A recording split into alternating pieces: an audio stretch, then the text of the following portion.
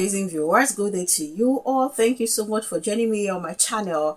So I was talking about the mantra added to the one that we know before that is supposed to run for 30 days, hashtag electoral reform. So there's a new mantra, hashtag rig and die 2027, and that's because Nigerians are seriously fed up with the whole rubbish that is ongoing in the nation. Like I said, it is just the people who are sensible in Nigeria that can see clearly that this administration have got nothing to offer except the word of encouragement, so that people will not lose their senses and hit the street in their numbers. That's what they are doing. Everybody is aware, okay, that this government, with the way they spend on things that that cash is not even supposed to be spent on, they are not ready. As I speak to you, they say things are getting better, but in the 2025 budget appropriation bill, they have 55 million naira or billion naira set aside for the maintenance of private jets. Now tell me, which government will mean well for their nation go to do this kind of stuff? That's not even what I'm here to discuss. I'm just letting us know how insensitive and how unserious this administration of TINUBU are. That's just what I want to tell you. And I like the fact that, there are few well-meaning APC leaders who can see clearly, even though these people, I also fought them, because in the past they've been there in their own constituency, they've not been able to do much. The likes of Mr. Onopasa that had a fight with a Rufai some time back. Today, look at him, he has turned a new leaf, and he's saying this clearly that, okay, it doesn't matter all the people endorsing TINUBU, with the way TINUBU is going like this, not understanding that Nigerians are suffering, he is likely not going anywhere. Even though he's a member of the APC, he's now coming out to say, oh no, our administration, our party has failed Nigeria woefully. Ndume is one person that has never failed to talk about the TINUBU's administration. And yesterday he was on China's television to still talk about this whole matter, talk about the endorsement of TINUBU by all the APC governors and the rest. And he said it himself, that he is not endorsing, he's not part of those that is endorsing TINUBU for 2027. In fact, he said if it TINUBU says, that one I even make me laugh. He said if it TINUBU, that TINUBU thing with all the endorsement is going to go anywhere. Okay, so I'm going to read part of the report. Senator Ndume is a very funny person. I'm going to read part of what was reported. It's a long, lengthy interview, but let me just read out the parts that, I really want to talk about today, the endorsement stuff. And then, I got to show you how people have been reacting to this. But before I get to, take a look at that, let me quickly, let's show us this video where the leader of the IGBO Union Association, I think IGBO Town Union Association or so, has come out to say, that Peter Obi is the only candidate for Nigeria. In all this brouhaha when they go on endorsement thing, people say they believe, that Peter Obi now be the best candidate for Nigeria. We are now confirming and affirming the endorsements, all those total endorsements. We are confirming them that they are in order. And we are handing Obi over to Nigerians because they have seen what we have been seeing. We are handing them over to Nigeria. We are handing him over to Nigeria as our beloved son. With him, we are well pleased. His actions and inactions, if he wins, we completely align with. He is a complete Igbo man. Kudos responsible but we know he will not fail. The expectations of a wider range of Nigerians will be met. You are taking because we know him too well. We know him too well. We consulted round. As far as the Igbos are concerned, he would not disappoint. You are saying Peter Obi is the candidate of the Igbos, but a lot of people will remind you. That's what I'm avoiding. He's a candidate. That's what I'm avoiding. That is why we've kept quiet. Okay. Listen. That's what I'm avoiding. He's not just a candidate of the Igbos. You are in Nigeria. You have seen the reception. You have seen the overwhelming acceptance across board. Yes. So he's a candidate of Nigeria. It's not just a candidate of the Igbo man. And this we have been avoiding. Okay. You understand? But we are coming to affirm that thing the whole Nigerians have said, we confirm and affirm that it is correct. See, this is the problem we'll continue to have. A lot of people, you know, are against Peter Obi because he's an Igbo man. And they feel, oh, if we give the presidency to an Igbo person, we are going to be finished. Nobody is looking at the candidate first. Nobody is even looking at the person before going down to look at where the person comes from.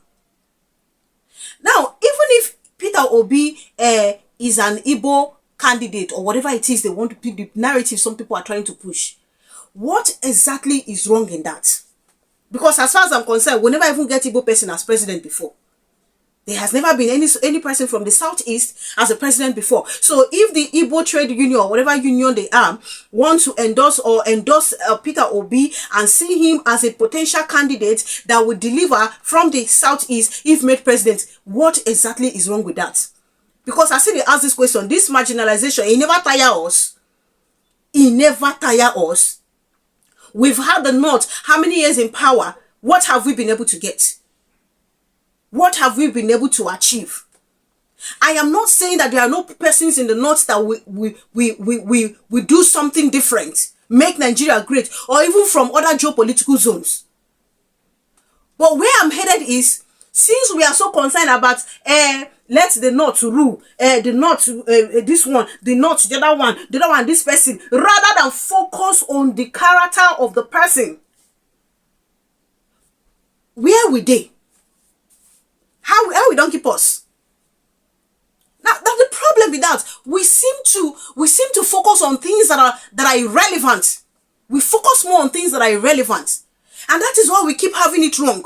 Even in the southeast southwest there are better people who will rule Nigeria. Patriotic individuals who are far better than the Bola Ahmed TINUBU. But what you will see today, where them they? When it reach time for primaries, they go begin to do delegates. This one settle delegate, this one settle delegate, the other one. Instead of having a free fair primary where people will showcase themselves. If you win, you win. If you lose, you lose. They will come and feud rubbish there. Or inside Southwest there, we get far more better candidates. People who are very, very patriotic, who are very sensitive, who are very empathetic. But we don't see these ones. They relegate them and bring in nonsense. The marginalization, it never tires us. What makes some of us think that if an Igbo person becomes a president, if Nigeria is going to turn upside down, what make you think so? What make you think so?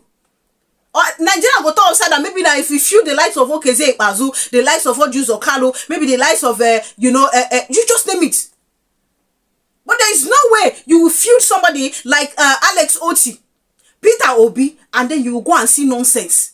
Even in the North, bring in somebody as Dati, as president, and see if he will not deliver. These are people who are passionate about the growth and economy of Nigeria, about the well-being of Nigerians. These are people who are extremely, extremely passionate.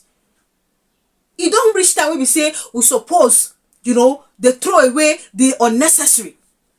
Let's look at the main thing. Let's look at the main thing. You see this. You see the narrative where people they run now. The southwest southwest need to complete 8 years.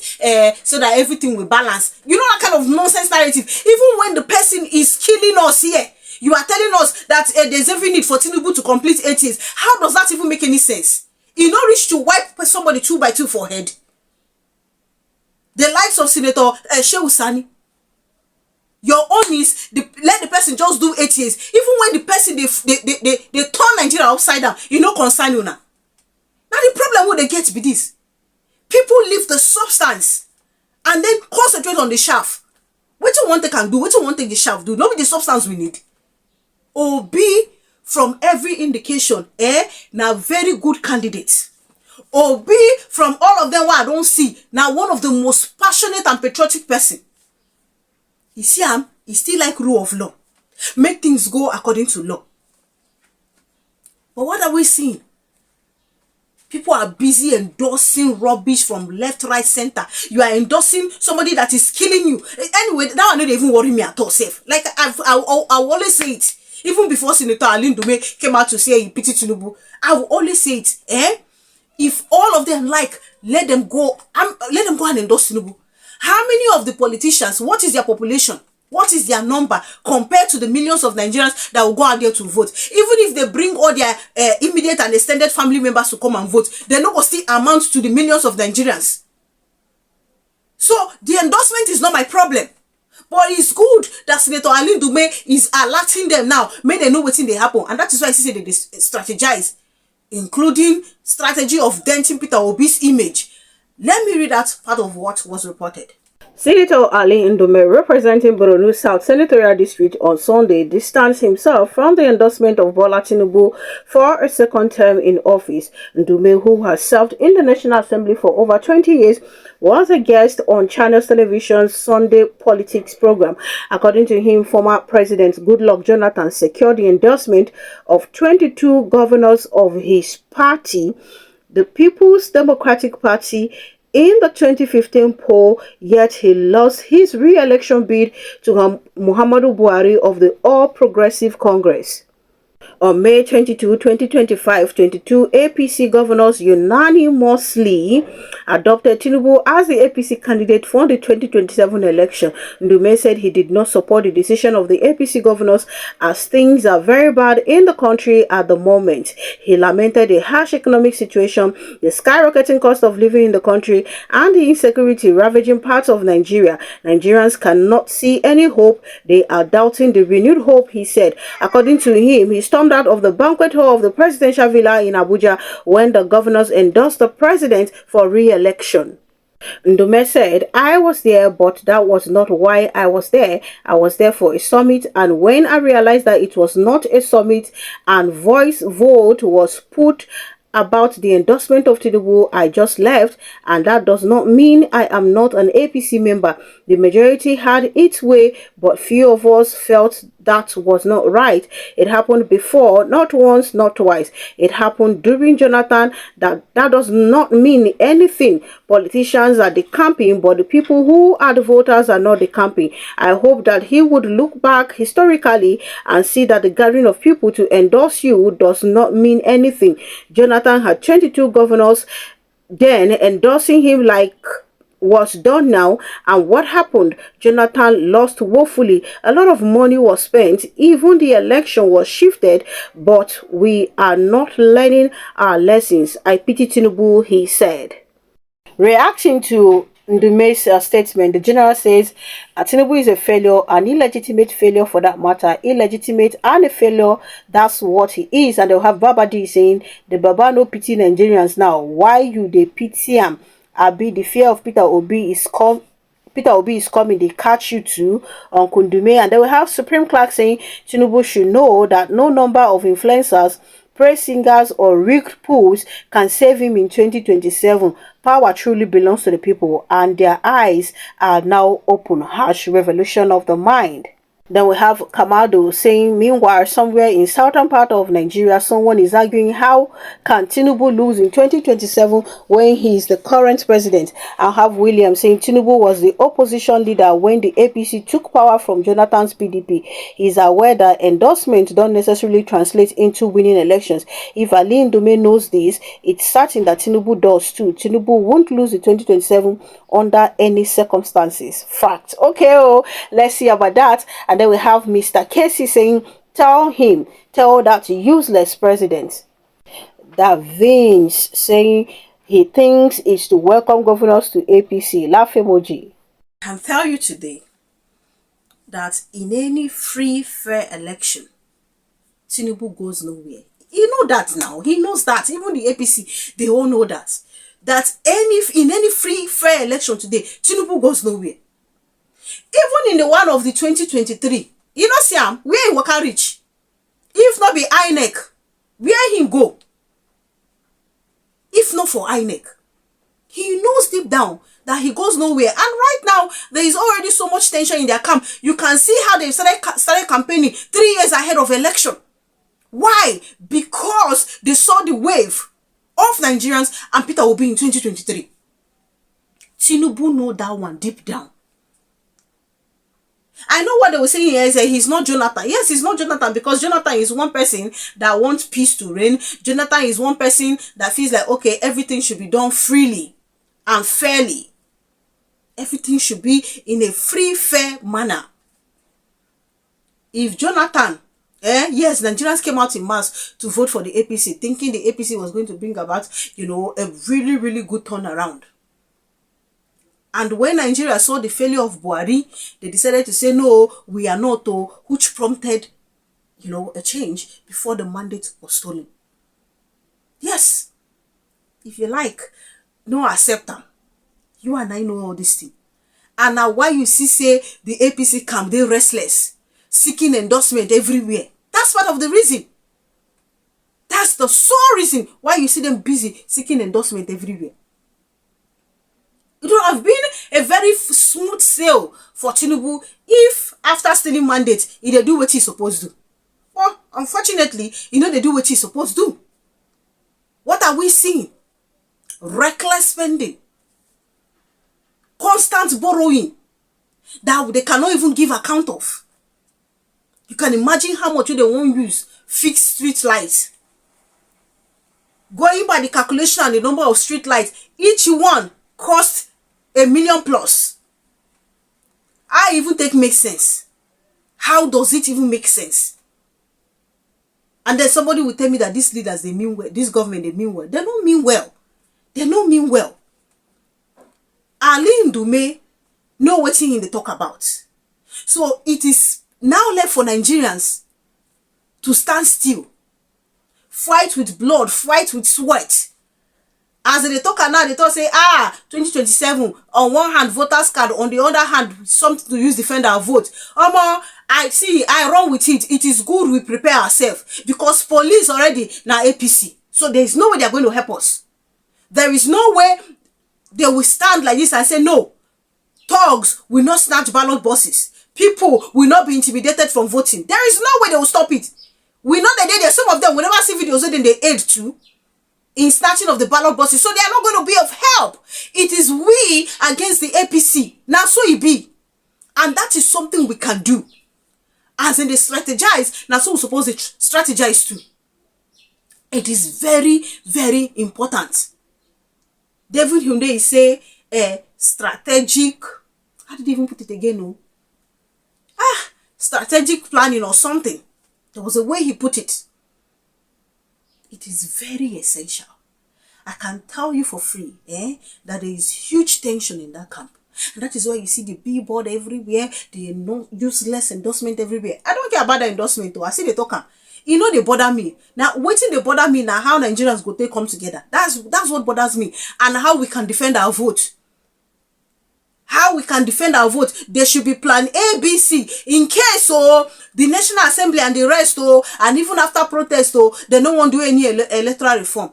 The next plan now how we go to do for the polling units. How we go to do with INEC. So that anybody when they win the election, when Nigerians go vote, now we go see say then declare winner.